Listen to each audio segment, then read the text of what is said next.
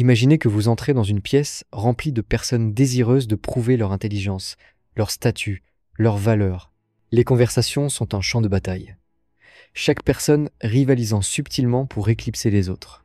Vous écoutez alors qu'ils utilisent de grands mots, exposent leurs réalisations et affirment leur domination dans la hiérarchie sociale. Mais ensuite, quelque chose d'étrange se produit.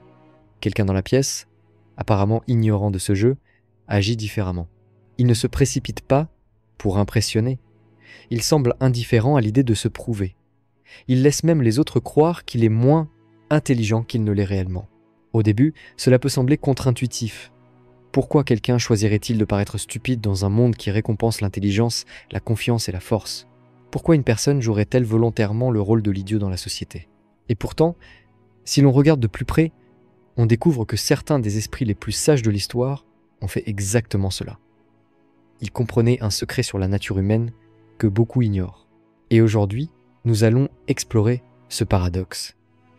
Pourquoi jouer l'idiot peut être l'une des stratégies les plus puissantes pour naviguer dans la société, se protéger et, en fin de compte, prendre l'avantage sur les autres. À la fin de cette discussion, vous comprendrez pourquoi Schopenhauer, l'un des plus grands philosophes de tous les temps, croyait que les plus sages d'entre nous ne cherchent pas toujours à paraître sages.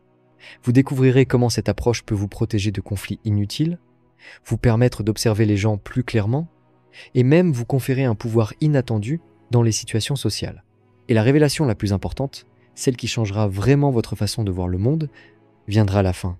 Alors restez avec moi, car cela pourrait bien transformer à jamais votre manière d'interagir avec les autres.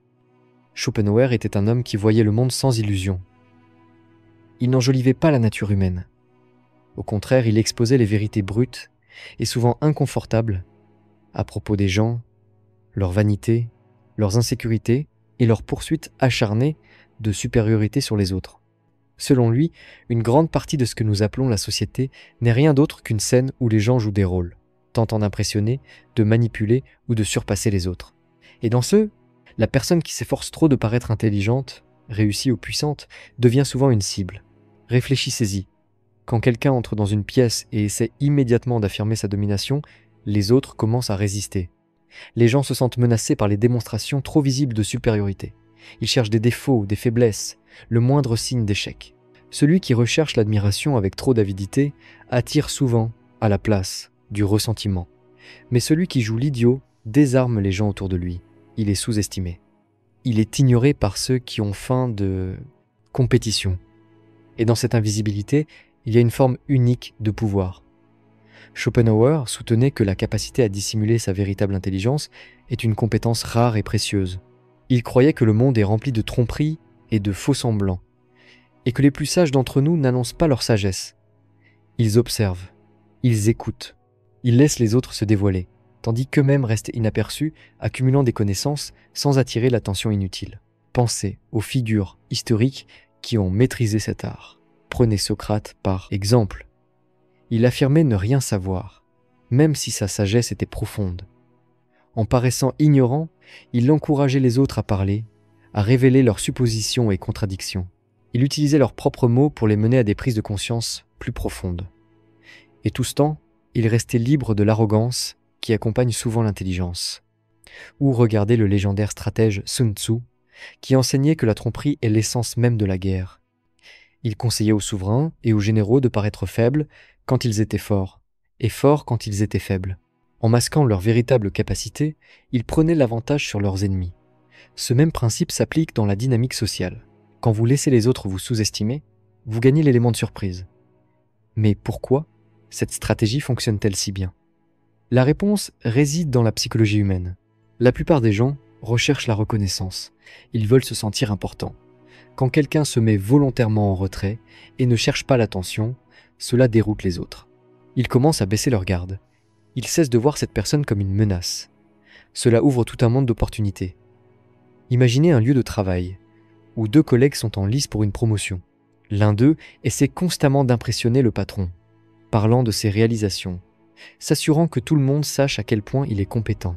L'autre fait tranquillement son travail, sans jamais se vanter, sans chercher de validation. Lequel pensez-vous être le plus dangereux sur le long terme? Le bruyant attire l'attention, positive, et négative. Le discret cependant passe inaperçu. Mais au bon moment, il frappe. Et comme il n'a pas suscité de soupçons, son succès semble sans effort. Ce principe ne relève pas de la perception au sens malveillant. Il relève de la sagesse.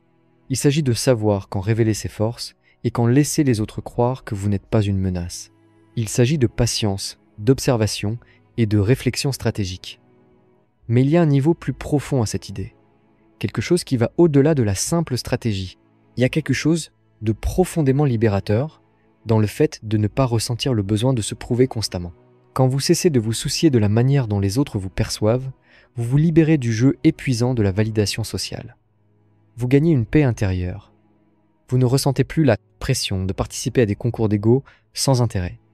Réfléchissez au moment de votre vie où vous avez ressenti le besoin de vous prouver. Peut-être dans un débat où vous vouliez démontrer votre intelligence. Peut-être dans un cadre social où vous avez essayé d'impressionner les gens avec votre assurance. Peut-être dans votre carrière où vous avez travaillé sans relâche pour obtenir de la reconnaissance.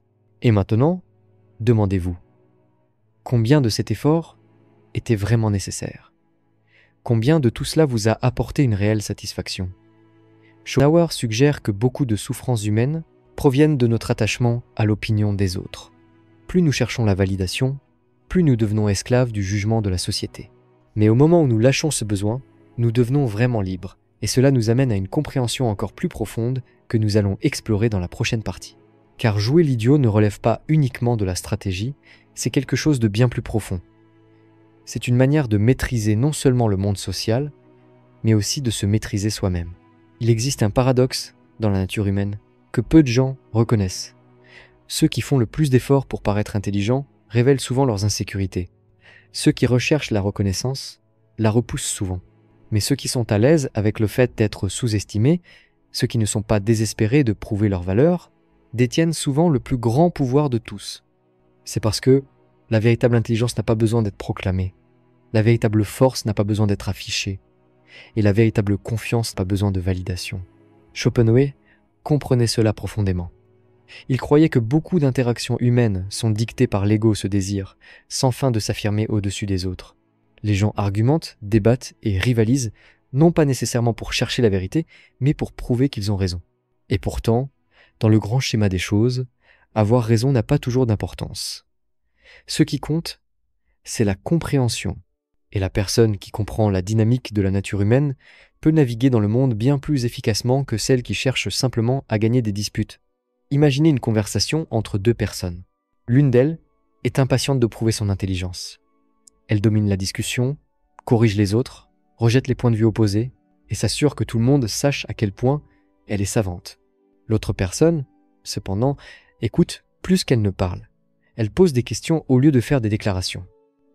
Elle permet à la première personne de se sentir supérieure, tout en recueillant discrètement des informations sur son caractère, ses croyances et ses faiblesses. Qui détient le véritable pouvoir dans cet échange? Celui qui joue l'idiot obtient souvent le plus grand avantage, car pendant que les autres gaspillent de l'énergie à essayer d'établir leur supériorité, lui absorbe des informations, et à long terme, la connaissance, c'est le pouvoir. Mais il y a une autre couche encore plus profonde à cette philosophie. Il ne s'agit pas seulement d'avoir un avantage sur les autres, il s'agit de cultiver la paix intérieure. Lorsque vous ne ressentez plus le besoin de vous prouver, lorsque vous n'êtes plus contrôlé par les opinions des autres, vous devenez libre. Schopenhauer croyait que beaucoup de souffrances humaines venaient de notre attachement au statut, à la réputation et à la validation. Nous courons après la reconnaissance, craignant qu'en son absence nous soyons insignifiants. Mais c'est une illusion. Plus nous dépendons de la validation extérieure, plus nous devenons esclaves des jugements des autres. Et plus nous essayons de prouver notre intelligence, plus nous risquons de révéler nos propres insécurités. C'est pourquoi certains des plus grands esprits de l'histoire ont embrassé la simplicité. Ils ne cherchaient pas à impressionner, ils cherchaient à comprendre. Ils ne désiraient pas l'admiration, ils désiraient la sagesse. Et ils comprenaient que parfois, la meilleure façon de traverser la société n'est pas de proclamer son génie, mais de laisser les autres croire que vous êtes ordinaire. Considérez l'histoire de Diogène, le philosophe grec ancien. Il vivait dans un tonneau, rejetait la richesse matérielle et se moquait souvent des conventions sociales. Beaucoup le considéraient comme un fou, mais sa sagesse était indéniable. Quand Alexandre le Grand, l'homme le plus puissant du monde à l'époque, l'approcha, et lui offrit de lui accorder n'importe quel souhait, Diogène répondit simplement « Écarte-toi de mon soleil ». Il n'avait aucun intérêt pour le pouvoir, le statut ou la reconnaissance. Et pourtant, des siècles plus tard, nous nous souvenons de lui, non pas comme d'un idiot, mais comme d'un homme qui voyait à travers les illusions de la société. Il y a un immense pouvoir dans le détachement. Quand vous cessez de chercher à vous prouver, quand vous lâchez le besoin de reconnaissance, vous devenez intouchable. Les insultes ne vous atteignent plus, les critiques perdent leur piquant. Et ceux qui cherchaient autrefois à vous défier se retrouvent sans adversaire. Mais cela signifie-t-il qu'il faut toujours jouer l'idiot? Pas nécessairement. La clé est de savoir quand révéler votre sagesse et quand la dissimuler. C'est là que réside la véritable maîtrise. Il y a des moments où il est nécessaire de montrer son intelligence, quand il faut diriger, enseigner ou se défendre. Mais plus souvent qu'autrement, la stratégie la plus efficace est la patience, l'observation, la retenue. Sun Tzu, l'ancien stratège militaire, écrivait que toute guerre repose sur la tromperie. Les plus grandes victoires ne sont pas remportées par la force brute, mais par la stratégie. Et dans le champ de bataille des interactions sociales, le même principe s'applique. Parfois, la meilleure façon d'obtenir du pouvoir est de faire croire aux autres que vous n'en avez aucun. Mais qu'en est-il de ceux qui disent que jouer l'idiot est malhonnête? Que c'est une forme de manipulation? La vérité, c'est que toute interaction dans la société implique un certain niveau de stratégie. Les gens portent des masques, ils présentent des versions d'eux-mêmes qu'ils croient être les plus acceptables. Jouer l'idiot n'est pas une tromperie au sens malveillant. C'est comprendre le jeu déjà en cours et choisir de ne pas y participer de la même manière que les autres. C'est se libérer du besoin constant de sa valeur. Pensez aux personnes dans votre vie. Pensez à celles qui recherchent constamment la validation, qui doivent toujours être perçues comme les plus intelligentes de la pièce. Et maintenant, pensez à celles qui sont calmes, observatrices, discrètes. Qui respectez-vous le plus? En qui avez-vous le plus confiance? La voix la plus forte n'est pas toujours la plus forte. Celui qui se vante de son intelligence n'est pas toujours le plus intelligent. Et celui qui paraît idiot est souvent celui qui voit le monde avec le plus de clarté. Et cela nous amène à la prochaine grande révélation, une qui pourrait complètement transformer votre façon de penser le succès, l'influence et la liberté personnelle. Parce que jouer l'idiot n'est pas simplement une stratégie pour gérer les autres, c'est un chemin vers quelque chose de bien plus grand. Quelque chose qui va au-delà du pouvoir, au-delà de l'intelligence, au-delà des jeux sociaux. C'est une clé vers une forme plus profonde de sagesse que peu de gens comprennent vraiment. Il existe un avantage caché à jouer l'idiot, qui va au-delà de la stratégie sociale. Ce n'est pas seulement une façon de naviguer dans les interactions humaines ou de prendre l'avantage sur les autres, c'est quelque chose de bien plus profond, quelque chose qui réside au cœur même de la liberté personnelle. Schopenhauer croyait que la véritable sagesse ne consiste pas à accumuler des connaissances pour paraître intelligent. Elle consiste à comprendre la nature de la réalité et à se libérer des illusions qui piègent la plupart des gens. Et l'une des plus grandes illusions, c'est la croyance que nous devons constamment affirmer notre intelligence, notre valeur et notre supériorité pour être respectés. Mais si c'était l'inverse? Et si le véritable pouvoir venait non pas du besoin de se prouver, mais d'une connaissance de soi si profonde qu'on ne ressent plus aucun besoin de prouver quoi que ce soit? Lorsque vous adoptez le rôle de l'idiot, quelque chose d'incroyable se produit. Vous commencez à voir le monde avec plus de clarté. Vous cessez de vous engager dans des batailles d'ego inutiles. Vous ne ressentez plus le besoin de corriger les autres juste pour avoir raison. Vous devenez un observateur silencieux dans un monde plein de bruit. Et dans ce silence, vous gagnez une forme rare de compréhension. Considérez la façon dont la plupart des gens vivent. Ils sont consumés par la compétition en compétition, pour la reconnaissance, pour la validation, pour le statut. Ils dépensent leur énergie à essayer de convaincre les autres de leur intelligence, de leur valeur, de leur supériorité. Et pourtant, ce faisant, ils révèlent leur plus grande insécurité, la peur d'être insignifiant. Mais que se passerait-il si vous pouviez vous élever au-dessus de cela? Et si vous pouviez exister dans le monde sans être contrôlé par les opinions des autres? Et si vous pouviez interagir avec les gens sans le besoin constant de prouver votre valeur? C'est là que jouer l'idiot devient plus qu'une stratégie. Cela devient une forme de maîtrise sur les autres, oui, mais plus encore, sur vous-même. Car lorsque vous ne vous souciez plus de paraître intelligent, vous vous libérez de l'un des plus grands fardeaux de l'existence humaine, le besoin de validation.